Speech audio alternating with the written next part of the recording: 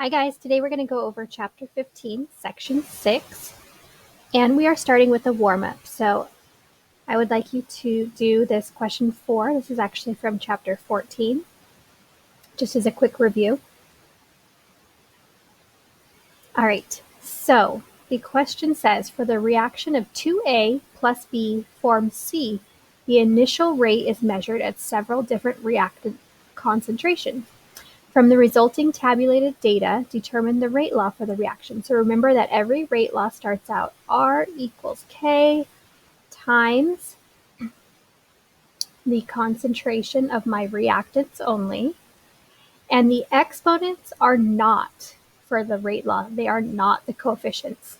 So we have to figure these out. Okay, so we have two little question marks that we need to figure out from the data table. So you can see that in experiment 1 and experiment 2, B stays constant, so B is not going to be affecting the rate. We've kept the concentration of B the same. We have doubled the concentration of A. Okay, so when A is doubled, what happens to the rate? Well, it goes from 0.035 to 0.07. That's also doubled. So we can make a fraction where we compare the rate the rate expression for, I would do experiment 2 over experiment 1, and we can cancel out the K's, and we would see that when this doubles, this also doubles, and that means 2 to some exponent for A equals 2. Well, that's just going to be a 1. Okay, so the exponent for A is 1. For B, and we don't write the 1, I'm trying to erase that little dot there, pretend it's not there. B is a little trickier because there are no experiments where we have kept A constant. But we do need to use this experiment right here where B is doubled. So this is doubled. And then A is also doubled. Okay, so that's kind of tricky. So what that means is if B had no effect on the rate, then this should be doubled, okay, because we've doubled A.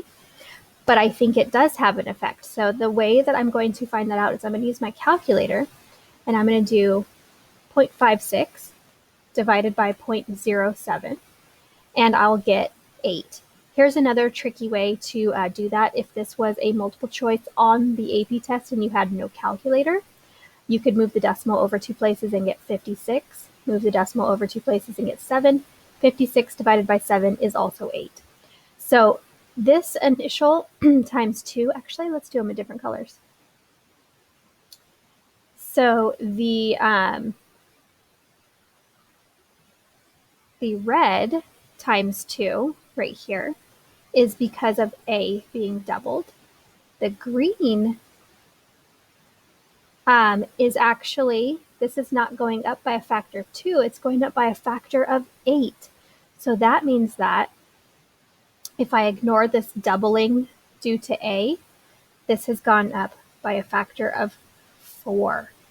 2 and the 4 make 8 times the initial rate. It makes 8 times greater rate. So when this is doubled, ignoring the effect of A, the doubling from A, so ignoring the red, the green makes it go up by a factor of 4. So 2B is doubled to what exponent, question mark, equals 4. That means the exponent of B must be 2 because 2 squared is 4. So this is going to be squared. And that is my rate law. And the correct answer was C. Hopefully you guys got that one. Okay, and if you couldn't figure out B because it was very complicated, knowing that when A doubles, the rate also doubles, should have told you that it's either going to be A or C. These were not options. So at that point, when you eliminate 2, you had a 50-50 chance, which is a lot better than a 25% chance that you had initially. All right, so 15.6 is pretty easy, hopefully. And What we're going to do is we're going to calculate the equilibrium constant. So we're actually looking for the number of K from measured equilibrium concentrations. So for this reaction, and I'm doing these notes a little differently, I've taken these directly out of the textbook because there's not a lot to write down. There's just a lot of examples to go over. So instead of me typing up all the examples, I'm just going to go over them in your textbook. So you'll see this is from chapter 15, section 6, and it's somewhere around page 689. So this would be about page 688 in your textbook. So for this reaction, hydrogen and iodine react to make hydrogen iodide gas. To write K, we put products on top and reactants on bottom. And since this is an equilibrium constant, we're no longer talking about rates. The 2 in front of HI becomes the 2 that it's raised to. So it's the order. HI is squared. All right, and these have a coefficient of 1, so they have no exponent there. Calculate the value of Kc, meaning concentration. We substitute the correct equilibrium concentration into the expression for Kc. So they gave us the measured equilibrium concentrations of 0.11, 0.11, and 0.87. Okay, so all we do is plug those concentrations into our equation like they have here, and we would use our calculator to find our answer. Okay, so these are the easiest problems. They are easy peasy, no problem. They give you the equation. You need to write K, which you should be able to do. They give you the equilibrium concentrations. You plug them in, you put it in your calculator, plug and chug, and you have an answer. Okay, but of course it's not going to stay quite that easy. If we start with varying amounts of my reactants, so picture our little simulation where I had A turning into B, and I could start with 100A and wait a long time for it to bounce back and forth and come to an equilibrium. I could have put 50A and 50B initially and waited for it to go back and forth and reach equilibrium. Or I could, basically I could start with any amounts of reactants and products that I want. And if it's a reversible reaction, if I have the double arrow, it's going to go back and forth until it reaches that equilibrium. So they've done that for our example equation, hydrogen and iodine. Look, we have 0.5 and 0.5, 0 and 0, and they've added 0.5 of my product, HI, 0.5, 0.5, 0.5. So all of these different amounts that they're starting with, this is my initial concentration. We could put H2 initial is this first column. The equilibrium concentrations, notice they're all kind of different. Okay, so none of these are really the same. I mean, these match up because if you start with 0.5 and 0.5, you're going to react them together and they're going to go down the same amount. So if they start with equal concentrations, they're going to decrease because this is a 1-to-1 ratio. They're going to decrease by the same amount and they end up being the same. But for each row, depending on what we started with, we get different values. However, this is the cool thing, and this is where the whole equilibrium constant expression comes from. When a long time ago, when scientists were experimenting, no matter what they started with, they always found that when you put the product, okay, on top with its coefficient as the exponent, and you put the reactants on the bottom with their coefficients as their exponents, you always get the same value. Okay, there is a small stipulation. This all has to be at constant temperature. See, so this is at 445 degrees Celsius. So the temperature has to stay the same for them to all be equal, but they are. So no matter what, we plug the numbers into the equation and we will get the same value of K as long as T is constant, temperature stays constant. So for this equation, the K value at 445 is going to be 50 no matter what you start with. Okay, so that is pretty cool. Down here, we have that scenario where I said it gets a little bit harder. Not too bad, just a little bit. A is forming 2B, so we no longer have a 1-to-1 ratio.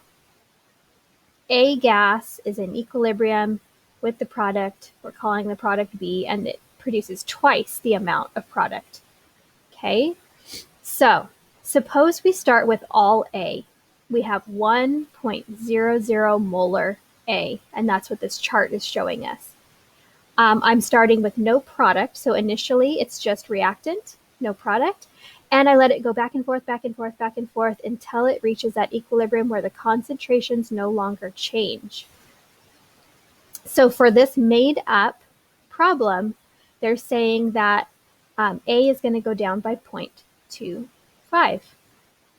Okay, so if A goes down by 0.25, this was, let's label this top one. This is my initial concentration. I'm going to put I for initial.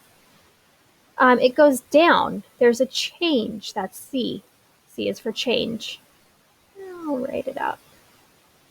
Initial change. And if A goes down by 0.25, B is going to go up double that amount. So B is going to go up plus double this amount is 0.5. Okay, do you guys see that? Hopefully. And that gives us one more column that we can write, and it's the most important one. That's the equilibrium. Equilib. I'm just going to put for short, equilib. So what is the equilibrium concentration of each thing? If A goes down by 0.25, it's going to end up at 0.75. And B goes up by 0.5, it's going to end up at 0.5. So now if I wanted to find K for that reaction, it would be product, that's B, and squared, because of that 2 there, over A. And now I know the concentration at equilibrium, I can plug that in. So it would be 0.5 squared over 0.75. And when I do the math in my calculator, we should get what the book got, which is 0.33. Okay, so hopefully that's not too bad. Let's look at some examples. Okay, so example 15.5. I love this about your textbook, by the way, you guys. They give you examples side by side with just small differences, and then it goes through on the left-hand column and it walks you through every single step. So if you miss something, or if I skip a step, go back and read your textbook. Okay, that's a really good thing to get in the habit of doing anyways, is going back and reading over the textbook. And it will tell you what to do each step along the way. So example 15.5, finding equilibrium constant from experimental concentration measurements. We have carbon monoxide, CO, reacting with hydrogen, H2, to produce CH3OH, that's methanol. Okay, it makes methanol. The reaction is at 780 degrees Celsius. We don't really care what the temperature is as long as it's constant. Initially, it contains 0.5 molar CO and 1 molar H2. So my I, by the way, these are called ice charts, and we're going to use them a lot for the rest of the year. So these ice charts, I is initial, and you plug in the numbers from the question. Okay, so it's giving us the initial concentration of 0.5. See, they've plugged that in right here. The 1, they've plugged right here. And initially it had no, we're going to assume the initial concentration of products is going to be 0, unless it tells you otherwise. At equilibrium, the CO concentration is found to be 0.15. So at equilibrium, they plugged that in down here, it goes down to 0.15. What is the value of the equilibrium constant? So we're going to use our algebra skills and our stoichiometry skills to fill in this whole chart right here. If it started at 0.5 and it ended at 0.15, that means during the reaction, it has gone down by 0.35. So carbon monoxide goes down by 0.35, and that means this also has to go down a certain amount, but it's double. 2 hydrogens react for every 1 CO. So this is going to go down by 0.7. 0.7. Okay, and they write it out down here for us. Okay, it's double the 0.3, which is 0.7. 1 minus 0.7 means I'm going to end up with 0.30 molar H2 when it's at equilibrium. And what's the ratio of this methanol to my carbon monoxide? It's a 1-to-1 ratio. So if this goes down by 0.35, this is going to go up by 0.35. And so that means my concentration of product is 0.35. Okay, so we did all of that work figuring that out to find the equilibrium amounts. Okay, and let's see if your book got the same amounts. They should have. And they did. And so what are they going to do? They're going to write K for my equation up there. So K is going to be product on top, reactants on the bottom. The H2 is squared. A common mistake is forgetting to put that square in there. And we're going to plug in our values. So 0.35, since we can't see it down there, over 0.15 times 0.3 squared. Okay, and if we solve that correctly, we should get 26. Okay, so you guys can try that out. See if you get 26 for that one. Let's do the next example. Okay, finding the equilibrium constant, same thing from experimental. We have a different reaction. We have methane, CH4, turning into, what is this guy? C2H2, that's ethine. Okay, it's turning into ethine and hydrogen. And these all have different coefficients, so that's going to make our lives a little more challenging, but that's okay. So we know K is equal to my product, C2H2 times H2 cubed. Squeezing that in there. We'll see it down below as well. And CH4 is going to be squared. So how do I find the value of K? It says a reaction mixture at 1700 degrees Celsius initially contains CH4 equal to 0.115 molar.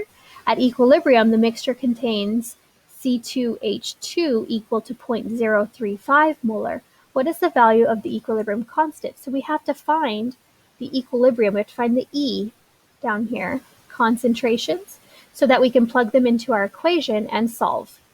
Okay, so they have set this up for us very nicely.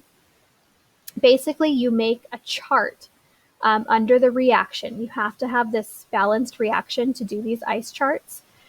And you put the reactant here, okay, the two products here. They've drawn a bold line. You can do that. It doesn't really matter. You just do need to know that these are reactants on the left and products on the right.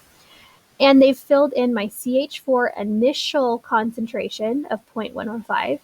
The products initially are both 0. And the concentration of C2H2 at equilibrium, okay, at equilibrium, that means my E is 0.035. Right there, they've written it, 0.035.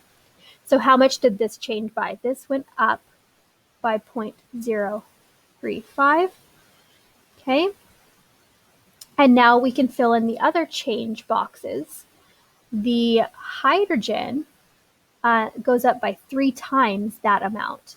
3 times the amount of hydrogen being produced than this ethine right here.